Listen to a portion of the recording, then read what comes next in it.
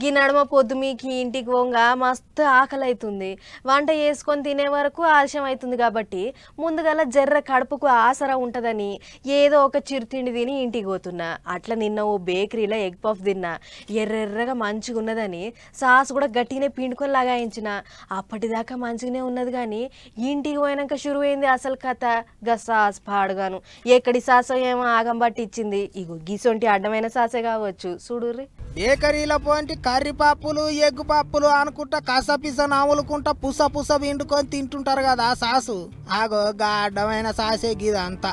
Sauce పాడుగాను గీ అడ్డమైన sauce తింటే దవాఖాన్ల పడి మన సాసు ఆగే పరిస్థితి వస్తుంది. శంషాబాద్ దగ్గర పట్లనే శ్రీ బాలాజీ ఇండస్ట్రీస్ అని ఓ గోదాం తెరుచుకొని అందులో నడిపిస్తున్నారట గీ అడ్డమైన దందా.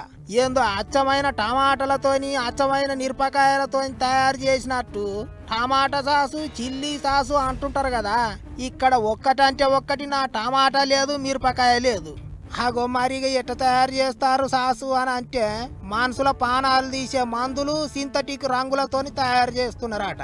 డేట్ అయిపోయిన కల్తీ సాసు డబ్బాలను తీసుకొచ్చి వాటికి స్టిక్కర్లు మార్చేసి కొత్త డేట్లు వేసి మార్కెట్లో అమ్మకానికి పెడుతున్నారట. అట్లా మొత్తం దగ్గర 800 లీటర్ల కల్తీ సాసు దొరికిందట.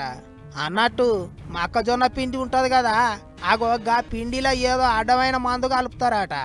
ముత్తమాని నీళ్లు కలుపుతారట. దానికి ఎర్ర రంగు కావాలంటే ఎర్ర రంగు, పచ్చ రంగు కావాలంటే పచ్చ రంగు కలిపి సాస్ అని డబ్బాలో నింపి అమ్ముతున్నారట. మైసూరు పాకులో మైసూరు ఉండదన్నట్టే గీ టమాటా సాసులో టమాటా ఉండదు, మిరపకాయల సాసులో మిరపకాయ ఉండదు. అంత ఉత్తదే. బేకరీల పోయింటి తినేటోళ్ళు సాసు లేదా సాసు అని అడిగి మరీ ఇప్పించుకొని లొట్టలేసుకుంటూ తింటుంటారు. ఇక సాసు సింగారం చూడర్రి ఎంత మంచిగున్నదో. ఈసారి ఎప్పుడన్నా సాసు అడిగేటప్పుడు జర దాని అత్తా పత్తా చూసి తినర్రి.